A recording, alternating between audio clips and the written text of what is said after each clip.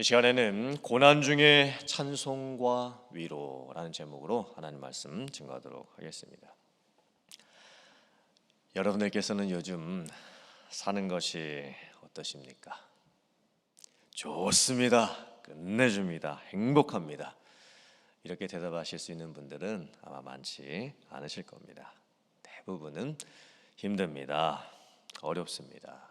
잘 안 됩니다. 피곤합니다. 라고 대답하시는 분들이 많으실 겁니다. 인생은 고난의 연속입니다. 고난을 피할 수 있는 인생은 한 명도 없습니다.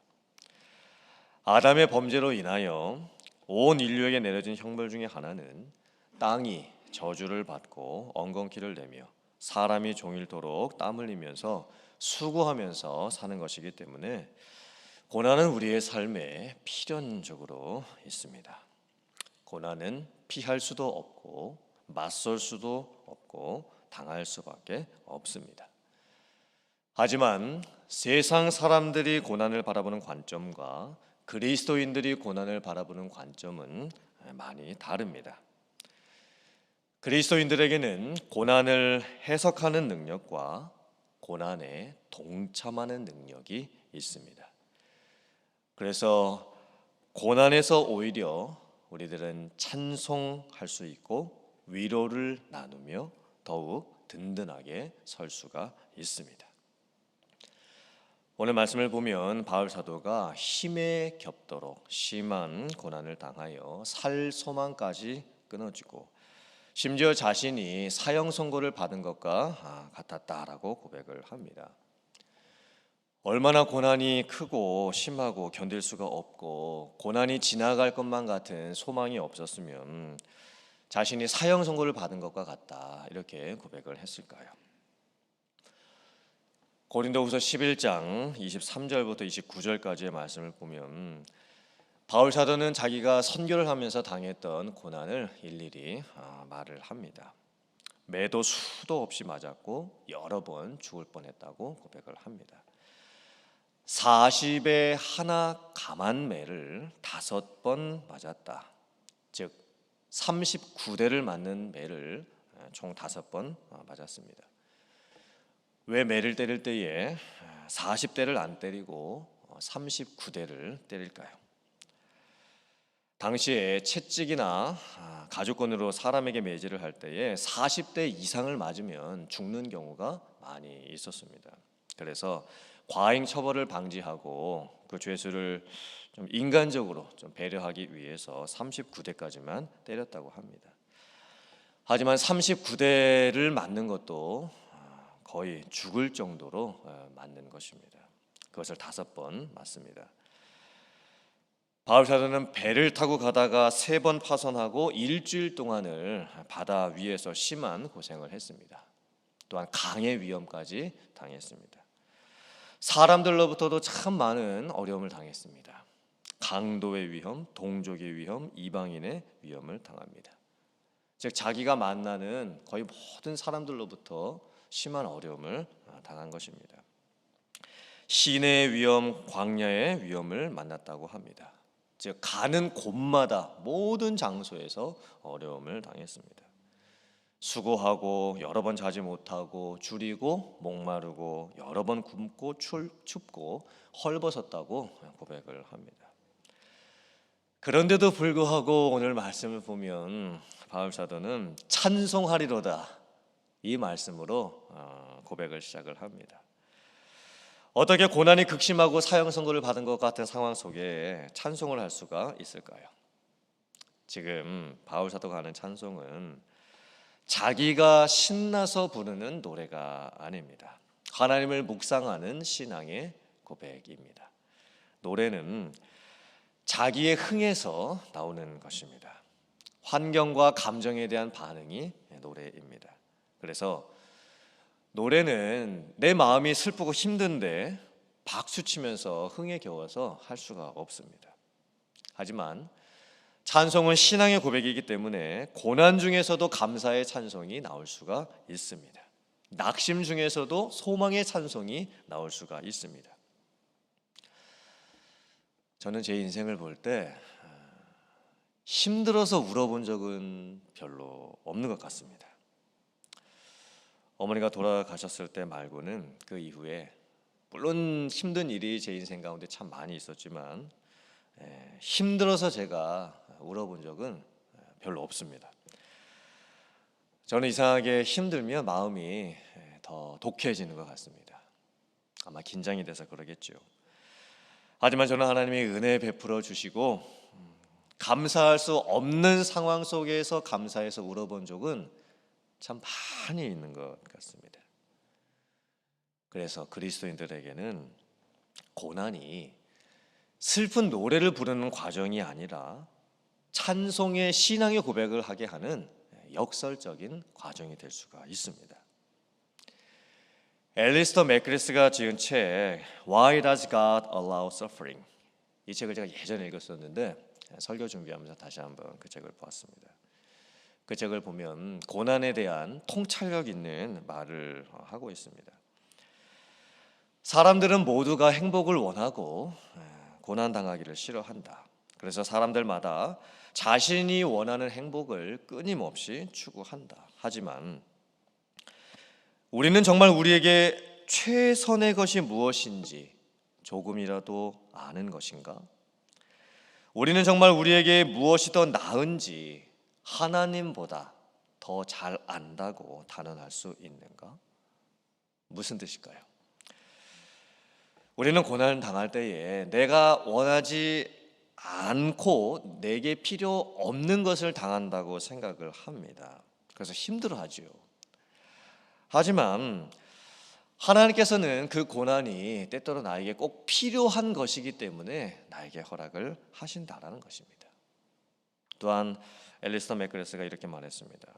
하나님은 세상의 고난에 의해 스스로 상처를 받으신다. 이게 무슨 뜻일까요? 아버지 어머니가 부모님이 자녀를 징계하고 연단을 할 때 자녀만 마음이 아픈 것이 아닙니다. 아버지 어머니의 마음도 똑같이 아픕니다. 왜냐하면 자녀가 고난을 받고 고통 중에 힘들어할 때 부모님의 마음이 같이 자녀에게 감정의 이입이 됩니다. 그리고 교감을 하게 되는 것입니다. 그런데 하나님께서도 친히 자신이 사람이 되어 세상에 오시고 십자가에서 죽으십니다. 하나님께서는 사람이 당하는 고난뿐만이 아니라 사람이 당하는 죽음까지도 같이 당하셨습니다. 하나님께서는 받지 않으셔도 될 고난을 받으셨고 스스로 상처받기로 결정을 하신 겁니다. 그 이유는 우리를 이해하시고 우리를 구원하시기 위함입니다. 사실 우리가 고난을 당할 때 정말 내가 힘들 때에는 누가 나에게 옆에서 해주는 위로도 소용이 별로 없습니다. 그분이 나에게 해주는 말도 마음에 와닿지 않을 때가 있을 수가 있습니다.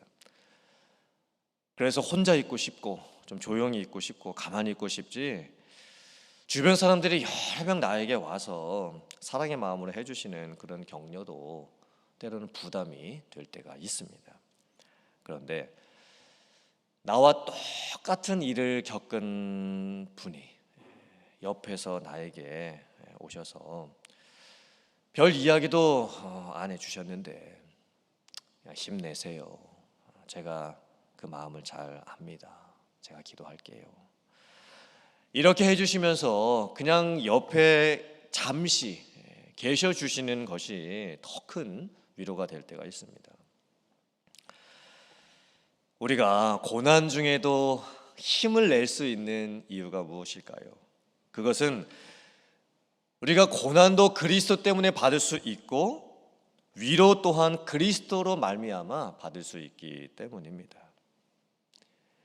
예수님께서는 친히 사람의 몸으로 세상에 오셨고 사람이 당해야 될 그 모든 고난을 친히 겪으셨습니다. 배고프실 때는 먹으셔야만 했고 피곤하실 때는 주무셔야만 했고 감정이 상하셨을 때는 화도 나셨고 슬플 때는 울기도 하셨습니다. 사람이 겪는 희노애락의 모든 감정과 고통을 다 예수님께서 친히 겪으셨습니다. 심지어 예수님께서는 배반당하셨고 또 핍박당하셨고 결국에는 십자가에 못 박히셔서 죽임까지 당하셨습니다. 그래서 예수님께서는 사람이 당하는 그 모든 고난을 다 이해하십니다. 우리가 겪는 그 모든 고난을 다 아십니다. 그리고 고난 당하는 우리들을 친히 위로해 주십니다. 사랑하는 나의 아들아, 사랑하는 나의 딸아, 내가 너를 잘 아노라. 내가 너의 고난을 알고 내가 너를 위해서 지금 기도하노라. 내가 너에게 힘을 주고 내가 너에게 결국 궁극적으로 승리하게 할 것이라. 이런 예수 그리스도를 통한 위로가 우리를 고난 가운데에 넉넉하게 이기게 해주시는 힘을 주십니다. 로마서 8장 32절 말씀입니다. 자기 아들을 아끼지 아니하시고 우리 모든 사람을 위하여 내주신 이가 어찌 그 아들과 함께 모든 것을 우리에게 주시지 아니하겠느냐. 하나님의 사랑으로부터 우리를 끊어낼 수 있는 것은 아무것도 없습니다. 하나님께서는 때때로 우리에게 고난을 주시지만 그 고난을 이길 수 있는 넉넉함도 주십니다. 고난은 하나님께서 우리를 끊어내시기 위함이 아니고 도리어 하나님과 우리를 더 가깝게 연결시키기 위함입니다. 또 우리가 고난을 당할 때에 우리는 나와 하나님이 가깝게 연결될 뿐만이 아니라 나와 다른 고난을 당하는 사람과도 더 가깝게 연결이 될 수가 있습니다. 오늘 말씀을 보면 바울 사도가 이렇게 고백합니다. 자기가 참 많은 고난을 당했는데 많은 위로 또한 받게 되었고, 그래서 이제는 자신이 모든 환난 중에 있는 사람을 능히 위로할 수 있다, 이렇게 고백을 합니다. 자기가 고난을 당하는 것도 너희가 위로와 구원을 받게 하기 위함이고, 자기가 위로를 받는 것도 너희가 위로를 받게 하기 위함이다, 이렇게 고백을 하고 있습니다.